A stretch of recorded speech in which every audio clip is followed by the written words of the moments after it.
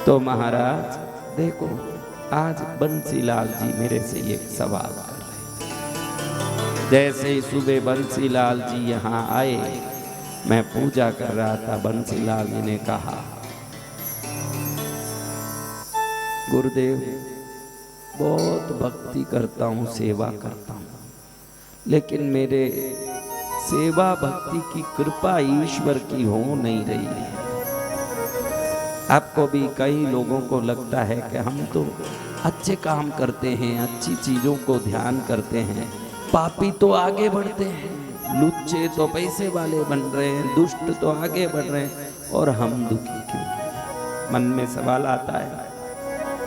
तो बंसीलाल जी सवाल कर रहे हैं कि दुष्ट आगे बढ़ रहे हैं, पापी आगे बढ़ रहे हैं, मेरी भक्ति का परिणाम क्यों नहीं आ रहा है? तो आज आपको एक अच्छा उदाहरण बताना चाहता हूँ। एक सुंदर उदाहरण के द्वारा इसको समझेंगे। एक लकड़ी काटने वाला जंगली आदमी एक दिन लकड़ी काटने जा रहा था, तो उसको मशान से होकर के निकलना पड़ता था अपने काम के लिए। उस दिन मशान में देखा तो एक कोई संत किसी मुर्दे पर बैठे हुए हैं, और मुर्दे पर बैठ के आसपास दिए जलाए हैं, कई चीजें रखी है, पूजा की सामग्री रखी है, मुर्दे पर बैठ के मंत्र गुन रहे हैं। भाई इसको लगा कि ये मुर्दे के पर बैठ के क्या जाप कर रहा है, मुझे देखना चाहिए। उसने अपना काम छोड़ दिया। उसमें कुतूहल आ गई लकड़ी काटने वाले में कि मैं जानूं कि क्या कर तो रहा है, देखूं तो सही। एक वो देख लिया तो कहीं कुछ गड़बड़ न कर दे हमारे ऊपर, भाई तांत्रिक आदमी लग रहा है, कहीं अपने ऊपर ही कुछ न कर दे। इसलिए दूर से वृक्ष में छुप गया, जाके ऊपर चढ़ के वहां से देखूं कि ये क्या क्या है। अब ऊपर चढ़ के वहां बैठ गया तो देखता है कि ये मुर्दे पर बैठ के किसी देवी की उपासना कर रहा है। वो देवी की उपासना शव पर बैठ के होता है। किस पर?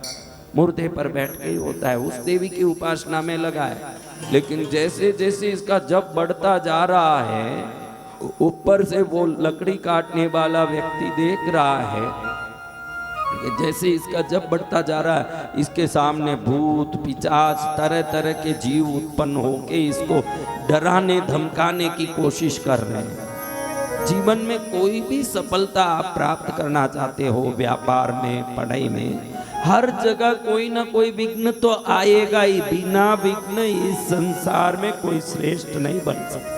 हम लोगों को कई बार लगता करे वो आदमी तो बड़ा पुण्यवान है, बहुत नाम कर गया, बहुत पैसा कमा लिया, समाज में बहुत यश कमा लिया। हमको ऐसे लगता है कि ये बहुत बड़ा बन गया, बहुत बड़ा आदमी बन गया। लेकिन उसके पीछे जाके पूरे उसके एक एक दिन की जिंदगी देखोगे तो उसने कितना मेहनत किया, कितने विघ्न झेले, कितने उपद्रव आए, कितने शत्रुओं ने परेशान किया। ये सब बैक हिस्ट्री बहुत बड़ी होगी हर आदमी की, जो आप नहीं जानते हो। आपको सीधा सामने उसका खाया हुआ हलवा दिखता है, वो हलवा बनाते समय कितनी बार हाथ जलाया ये हमको किसी को नहीं दिखता। हमको ये दिखता है कि फलान चंद जी खूब हलवा खा रहा है, लेकिन कोई भी आदमी ये बनाए हुए हलवे को बनाते समय कितनी बार हाथ जलाया, ये वही आदमी जाने। जितने भी सफल व्यक्ति हैं इस दुनिया में, हर सफल व्यक्ति के जीवन में जरूर कहीं न कहीं कुछ न कुछ उपद्रव,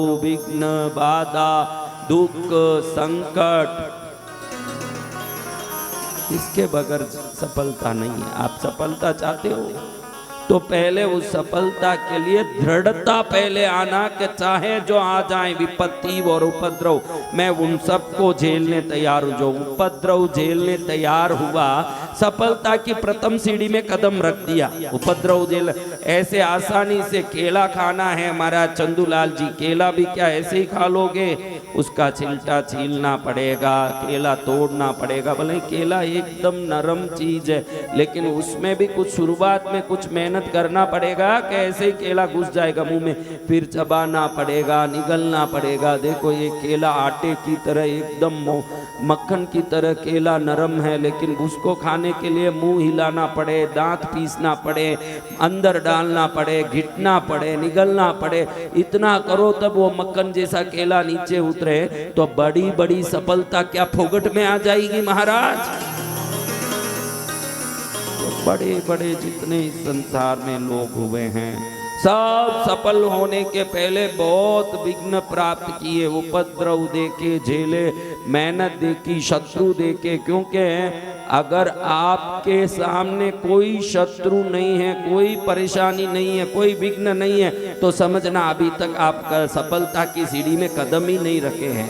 अगर शत्रु बहुत आ गए हैं, विघ्न बहुत आ रहा, उपद्रव बहुत आ रहा, तो समझना इम्प्रूवमेंट हो रहा है। विघ्न, उपद्रव और शत्रुओं को लोग अनावश्यक समझते हैं।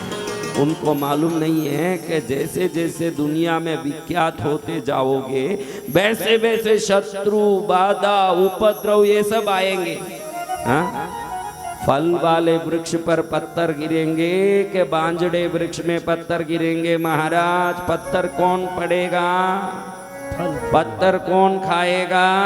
फल वाले वृक्ष। हाँ, जहाँ फल लगा है वहीं पत्थर लगेगा। आपके ऊपर कोई पत्थर मार रहा है, समझना आप लबालब फलों से भरे हुए वृक्ष हो। अगर कोई पूछ ही नहीं रहा है आपको, कोई मुंह भी नहीं लगा रहा है, तो समझना ओम शांति। क्या समझना? कुछ दम नहीं है। जिसके कोई दम नहीं है उसके पीछे कोई है भी नहीं। बड़ी टोली जिन जिन के पीछे लगी होगी फॉलोअर्स की, उनके पीछे बड़े बड़े उपद्रव भी होते हैं, उनके विवाद भी होते हैं, उनके बारे में कमेंट्स भी होते हैं, वही बड़े लोग होते हैं। अब ये साधक ना करने वाले साधक, ये साधना करने के लिए शव पर बैठे हैं, मंत्र बोल रहे हैं, तो साधना क्या इतनी जल्दी सिद्ध हो जाती है? हम लोग सोचते हैं एक दीपक जलाने के लिए भी फुर्सत नहीं मिलती है, समय मिले तो दिया करूं। कई लोगों के घर में तो संध्या काल का दिया कभी कभी जलता, कभी नहीं भी जलता। क्या करें महाराज, समय नहीं मिलता हमारे। तो ये से बैठ के साधना करना क्या तमाशा है? क्या ऐसे हो जाएगा? जैसे ही मुर्दे पर बैठ के साधना शुरू की, वैसे ही भूत पिशाच पहले आकर्षित हुए। मैंने कहा ना, सफलता के पहले क्या आता है? कोई भी सफलता हो, वो व्यापार हो, वो समाज में यश कीर्ति हो, नेतागिरी हो, संसार में कोई भी सफलता आसानी से नहीं आता। उसके पहले उपद्रव जरूर आता है ना, बाद में भी उपद्रव बने रहते हैं। तो ऐसे भूत पिशाच को देखा, ऊपर बैठ के लकड़ी काटने वाला देखा, भूत पिशाच, एकदम घबरा गया।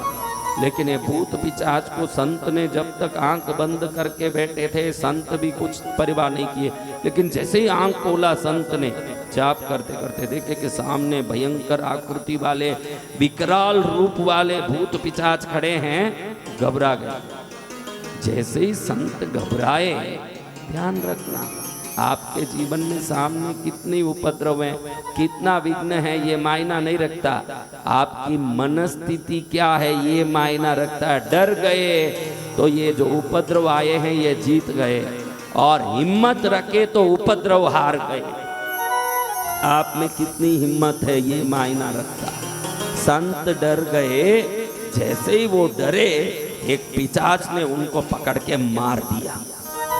लकड़ी काटने वाला देखता रह गया कि इतनी हिम्मत से मशान में आके शव पर बैठ के साधना करने वाली वो प्राणी क्षण में खत्म हो गया। उसके आंख के सामने ऊपर बैठ के, वृक्ष के ऊपर ही बैठ के उधर से ही देख रहे हैं, उधर से ही देख रहे हैं। कौन?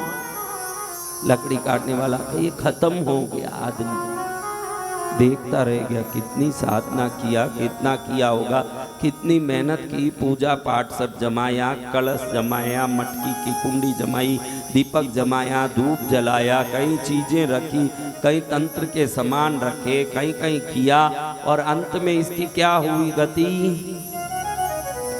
खत्म हो गया। लकड़ी काटने वाले को लगा कि ये क्या कर रहा था, मैं करके देखूं क्या।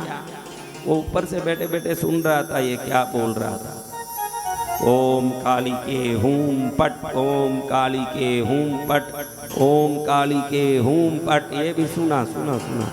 अब नीचे उतरा, देखे तो वो लकड़ी काटने वाला कहीं मरा हुआ पड़ा है, मुंह से खून निकला है, आंख खुला है, जीभ बाहर निकल गया, शरीर से प्राण निकल गया, कहीं पड़ा है। ये सोचा कि ये बैठ के क्या बोल रहा था, मैं बैठ के बोलूं तो सही। ये मुर्दे पर जाके बैठ गया। इसको हिम्मत बहुत था, उसके पास ज्ञान बहुत था। किसके पास ज्ञान बहुत था? खत्म हो गया, उस पर ज्ञान बहुत था, क्या नहीं था? इसके पास ज्ञान नहीं था, हिम्मत बहुत था। कुछ जानता कुछ नहीं, लेकिन हिम्मतवान था। अपना हिम्मत लेके बैठ गया मुर्दे पर। ओम काली के हूम पट, ओम काली के हूम पट ऐसे करने लगा। और सामने भूत आए, पिशाच आए, इसको धमकाने आए, डराने आए।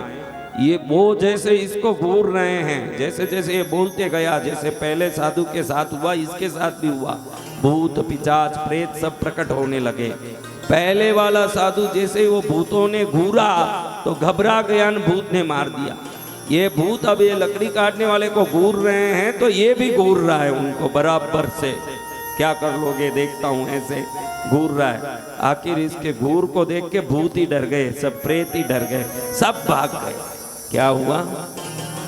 सब भाग गए, सब भाग गए।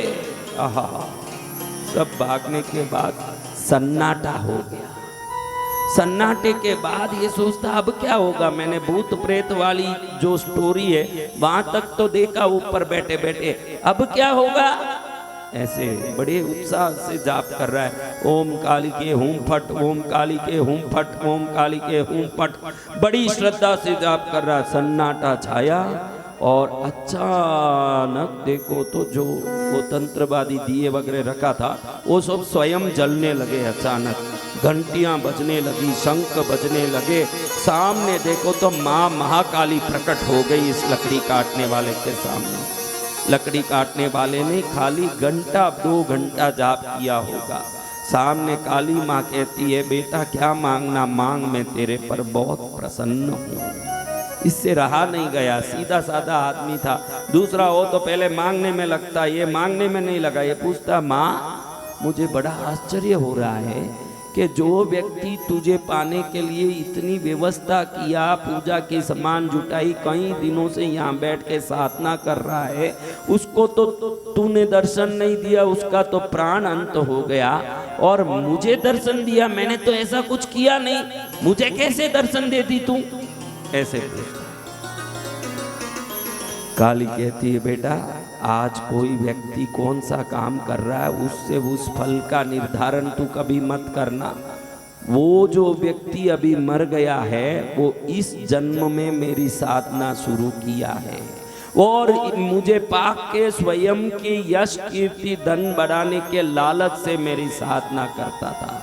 तू आज दिखने में अनपढ़ दिख रहा है ना, लकड़ी काटने वाला दिख रहा है, लेकिन तू मेरे कई जन्मों से साधना किया हुआ है जो किसी को न तो आज दिख रहा है। आज का तेरा वेश देख के कोई जान भी पाएगा, लेकिन तू अनंत जन्मों में मेरी साधना किया था, उस साधना का फल आज मिलना लिखा था। वो जो साधु बैठा था मुर्दे पर, वो तेरे लिए व्यवस्था करके गया है, खुद के लिए नहीं। वो व्यवस्था तेरी थी और उसने जो तेरी व्यवस्था करके रखी उस पर तू बैठा, तेरे अनंत जन्मों का पुण्य फलित हो गया। आज तुझे मेरा दर्शन और वरदान मिल गया, तू सदा कल्याण करेगा, क्योंकि अनंत जन्मों में तूने मेरी साधना की है। क्या किया है?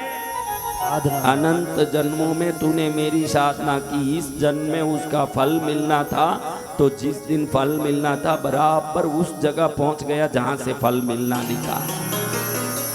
माँ ने आशीर्वाद दिया, माँ ने कृपा वरदान दिया। आप ये ध्यान रखिए, आपके जीवन में जो भी घटना घटती है, इस घटना के पीछे कई जन्मों के कारण हो सकते हैं। कोई हिमालय आ गए, कैसे आ सकते हैं? माँ चाहती है कि कई जन्मों की भक्ति है इनकी, इनको हिमालय बुला के आशीर्वाद दे दिया करिए। अचानक नहीं होगा कोई काम, अचानक कोई काम नहीं होगा। कोई व्यक्ति आज कुछ करता सफल होता है, बोलता है भगवान मैंने तेरी कितनी पूजा भक्ति की, मुझे कुछ नहीं मिला। भगवान कहते हैं जब तेरे कर्म शुभ श्रेष्ठ और सफलदायक होंगे मैं खुद ही तुझे सफलता दूंगा, और जब तक नहीं हो रहा है तो समझना कि पूर्व जन्मों का कोई पाप मुझे सता रहा है जो मुझे सफल होने नहीं दे रहा है। आज आप जिस वेश में भी हो, जिस क्रिया को भी करते हो, अगर वो क्रिया सफल नहीं हो रही है तो उसका कारण भी पुराने जन्मों की कोई अशुभ क्रियाएं होगी। और आज बिना किए ही कोई कार्य सफल हो रहा तो ये मत सोचना कि मैं कुछ नहीं किया न मुझे मिल गया।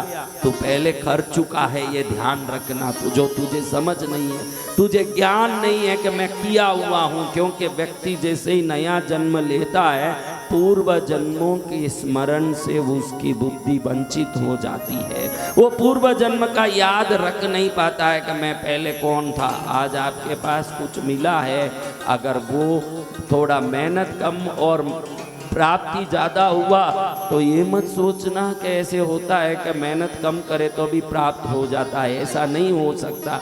आपने पहले मेहनत कर लिया है जिसकी प्राप्ति आज आपको हो रही है। कई लोग मुझे पूछते हैं कि मेरी इतनी भक्ति सेवा, बेटा इस भक्ति सेवा से तू अपने को मत जोड़।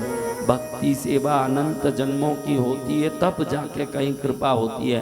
तो तूने आज भी काम शुरू कर दिया भक्ति करने का, इससे प्रसन्न हो जा, क्योंकि ये कल या परसों या अगले जन्म या कई जन्म में तुझे सफल करके ही रहेगा।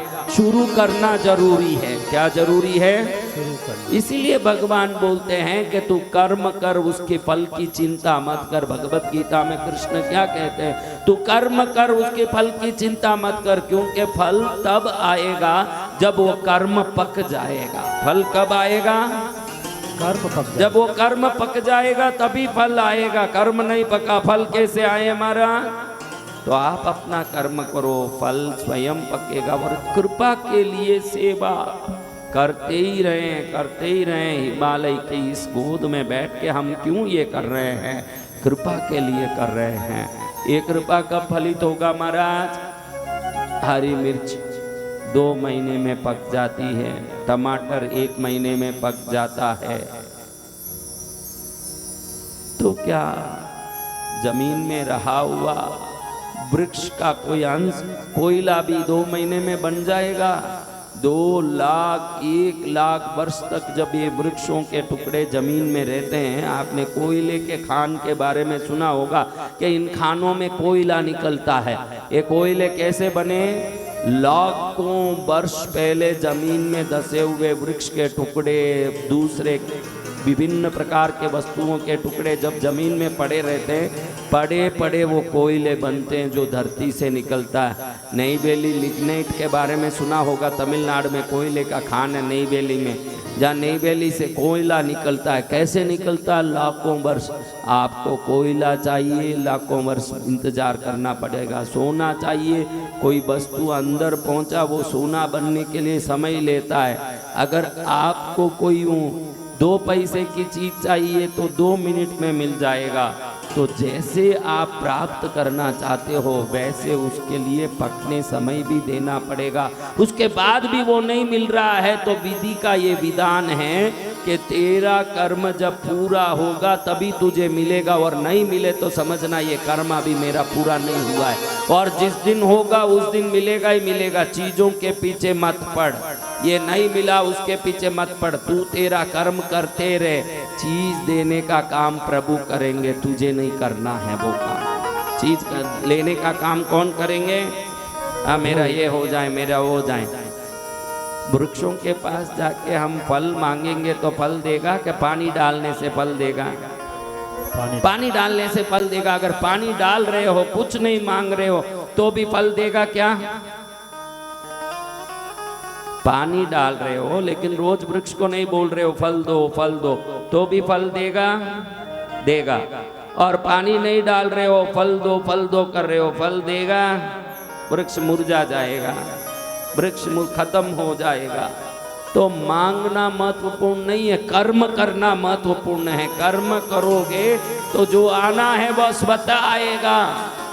आप लोग क्या करते हो? उल्टे हो के नहीं। देखो आप आप कर्म में इतना जोर नहीं लगाते हो, मांगने में जोर बहुत लगाते हो। ये हो जाना चाहिए, वो हो जाना चाहिए। तू लाख चिल्ला, वो वृक्ष तो पानी डालने से ही फल देगा। तू लाख चिल्ला, तू कर्म करने से ही सुफल आएगा, उसके बगैर आएगा नहीं। सुफलता कब आएगी, कब आएगा?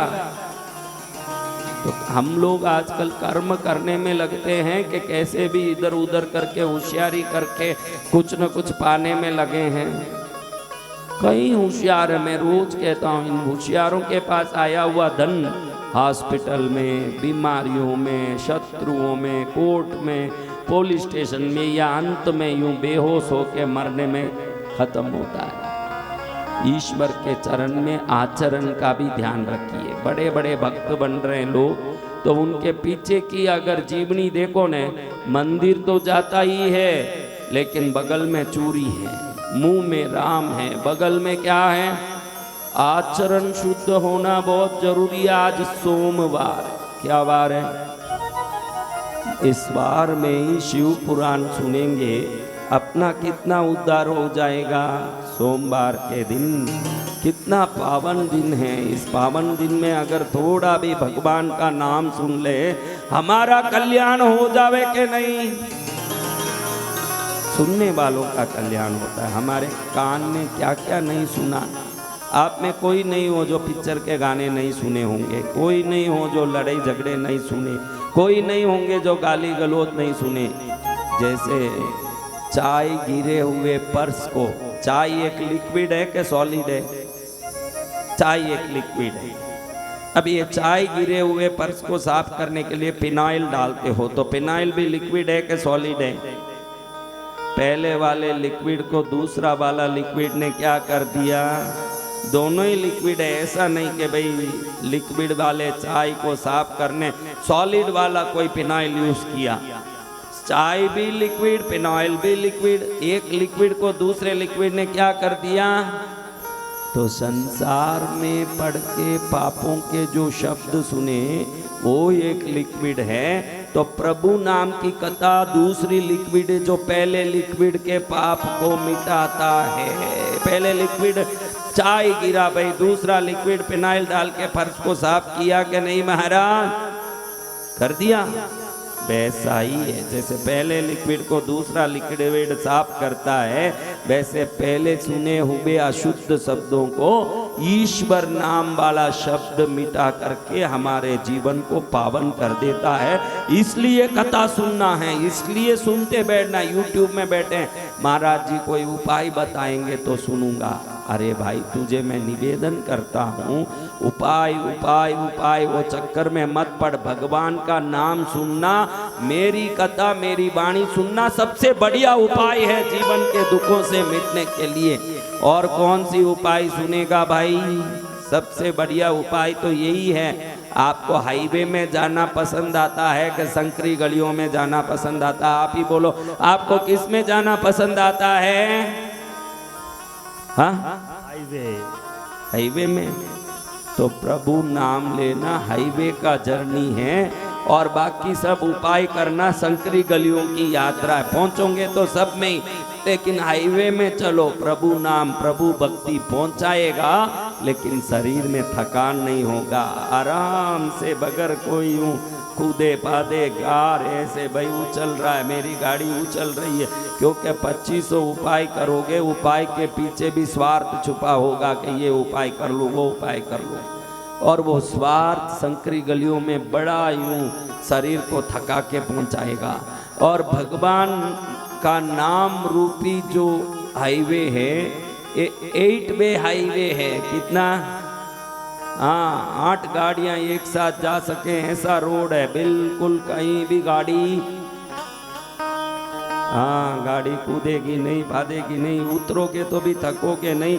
अंत में भी जैसे दरवाजा खोलोगे आपके सामने प्रभु खड़े होंगे, उनका दर्शन भी होगा वहां। आप बताओ आपको कौन सी यात्रा करनी है, हाईवे की कि संकरी गलियों में रोड टूटे हों, पूरा खराब हो, खड्डे पड़े हों?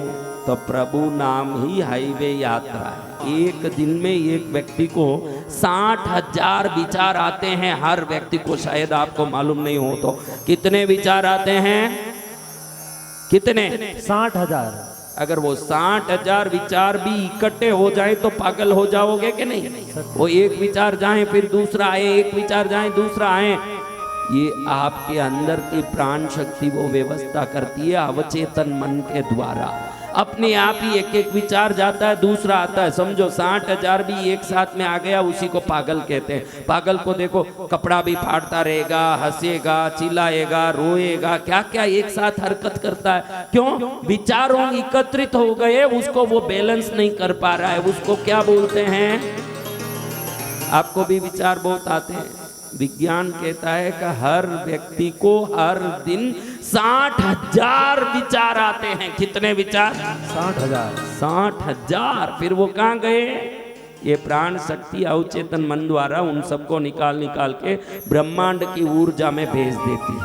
कई बार भेजती है, नहीं तो इतने 600 करोड़ लोग रोज 60,000 विचार करें, वो तरंग बन के हमको घेरने लगेगा तो हमारा हालत क्या हो जाएगा, सोचिए। हाँ, तो ये 72,000 नाड़ियाँ, कितनी नाड़ियाँ? अंदर की प्राण शक्ति रूप की सॉफ्टवेयर, बाहर का शरीर रूपी हार्डवेयर, ये हार्डवेयर है।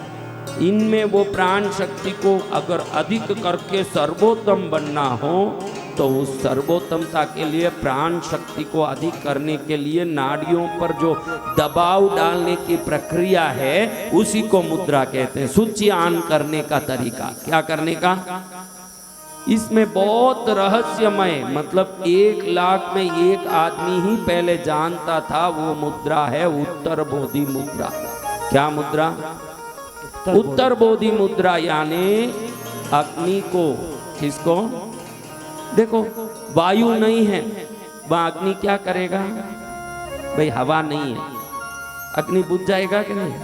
अगर आप पंखी लेके अग्नि को ऐसे ऐसे कहीं देखो, धोकड़ा लेके ये सुनार ऐसे फूंक मारता है, ऐसे हवा छोड़ता है, उसकी भट्टी क्या होती है?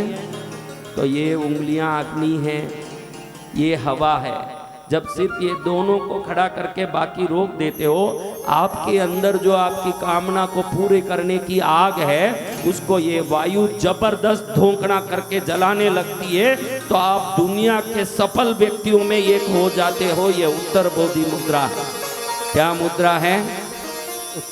ये जो भी करेगा, उत्तर बोधि यानी पूर्ण ज्ञान, उत्तर बोधि यानी पूर्ण ज्ञान प्राप्ति के बाद भगवान बुद्ध ने जो मुद्रा की वो मुद्रा, बाकी सब मुद्रा भगवान बुद्ध ने ज्ञान प्राप्ति के पहले की।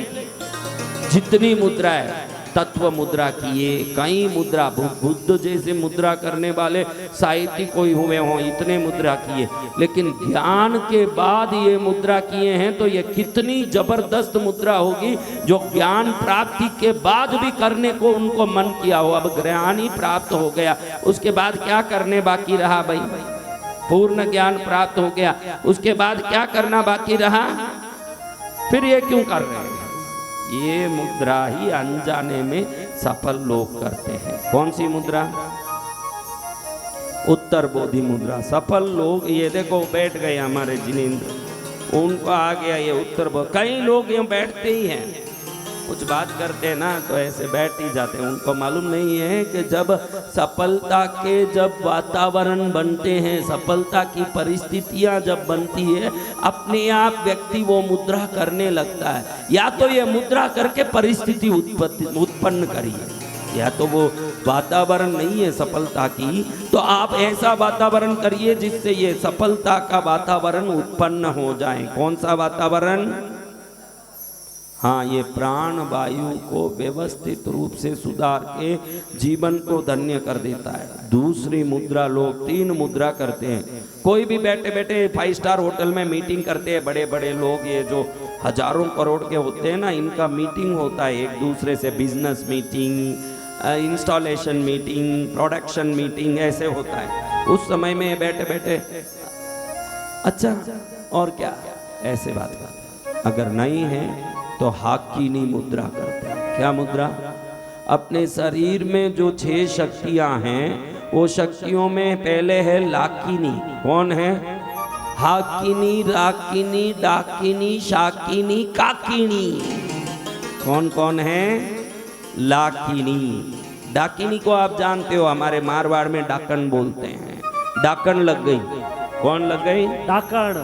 हाँ, कई घरों में शादी हुई, जो आई वही डाकन जैसे दिखे उनको, क्या डाकन लग गई मेरे को, तो वो अलग डाकन है। तो ये भाई कितनी शक्तियां हैं मूलाधार में, स्वादिष्ठान में, मणिपूरक में, अनाहत में, विशुद्धि में, आज्ञा में।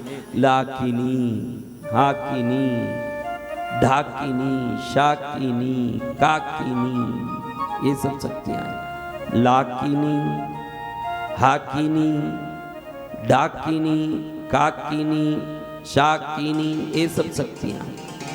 तो इसमें एक शक्ति है हाकिनी। क्या शक्ति है?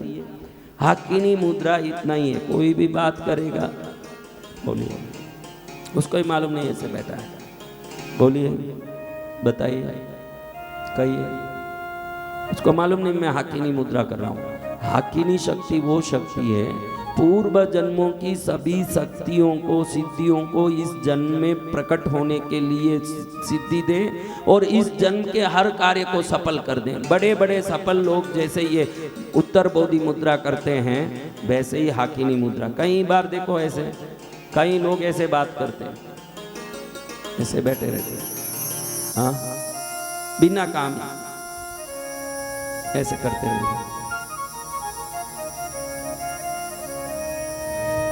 उनको मालूम नहीं वो हाकिनी मुद्रा कर, कहीं बैठे रहेंगे। हाकिनी मुद्रा, क्या मुद्रा?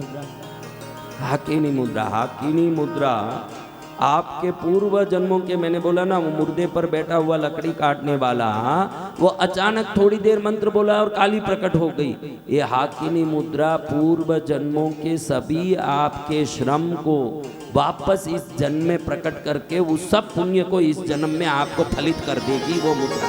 जय जय गुरुदेव। क्या मुद्रा है? हाकिनी। हाकिनी मुद्रा। क्या मुद्रा है? हाकिनी मुद्रा। ये तीन मुद्रा पैसे वाले सफल लोग, पैसे वाले, सिर्फ पैसे से मैं सफलता की कोई तुलना नहीं करता, लेकिन किसी भी क्षेत्र में कोई सफल है तो वह अपने आप ये मुद्राएं करते हैं। तीन मुद्रा। कितनी मुद्रा? पहली मुद्रा है उत्तर बोधि। क्या मुद्रा है? उत्तर बोधि। उत्तर बोधि मुद्रा हर आदमी करता है, ऐसे ऐसे भी करता है, ऐसे बैठा रहेगा, ऐसे बैठा रहेगा, ऐसे करेगा, ऐसे। आप देखना, आप एलन मस्क हैं, जैक मा हैं, गूगल का पिच्चई है, सुंदर पिच्चई, इन सब का कोई भी वीडियो देखिए, लिख के देता हूँ, या तो यूं करेगा या तो यूं करेगा, ये कुछ ना कुछ वो करेगा ही। ये हरकत करने के लिए प्रकृति उसको अपने आप अंदर से जागृत करती है, वो ऐसे करता है हरकत, उसको ही मान ले कैसे लीला करने लगी। देखा मैंने को आज के, कैसे भाग्य अपने आप ऐसे कराता है। इससे लगता है कि पुण्य जब जग जाएगा तो अपने आप लक्ष्मी स्वयं आके काम कराएगी, अपने सब कर्तव्यों को पूरा करेगी। तो दो मुद्रा अपन ने देखा। पहली मुद्रा क्या? अग्नि के ये उंगलियों को सीधा करना और वायु के उंगलियों को अपने अंदर लगी हुई अपनी सफलता के आग को इस हवा से धोंकनी की तरह जोर मार के अंदर से उस हवा को वेगित करना और उससे पूर्ण सफल होना, ये उत्तर बोधि मुद्रा है। दूसरी मुद्रा हाकिनी मुद्रा। हिलाना नहीं, ऐसे ही रख लेना। लेकिन लोग बात करते करते ऐसे ऐसे करते हैं, कई लोग तो भी वो काम करता है, क्योंकि वो करते तो हैं। आखिर ये पॉइंट जुड़ना, ये क्या होता है? ये है अग्नि, ये है वायु, ये आकाश, ये पृथ्वी, ये जल। जब ऐसे करते हो तो आपके शरीर में जो पंचभूतों में जो ज़्यादा है या जो कम है, उसके कारण से सफलता नहीं आ रही है, रोग आ रहा है, अच्छे काम नहीं हो रहे। जब आप ऐसे करते हैं, ये समान मुद्रा भी है। ऐसे करना समान मुद्रा। ऐसे करो, समान मुद्रा में हर वायु समान हो जाता है, बहुत सरल मुद्रा है। ऐसे करो, हाकिनी मुद्रा है। क्या मुद्रा है? हाकिनी मुद्रा सफल लोगों का सबसे बड़ा सोने का चाबी है। अगर ये चाबी हाथ में मिल गया, दुनिया के बड़े से बड़े राजमहल के दरवाजे खुल जाते हैं। ये ताकत 19 चाबी में है।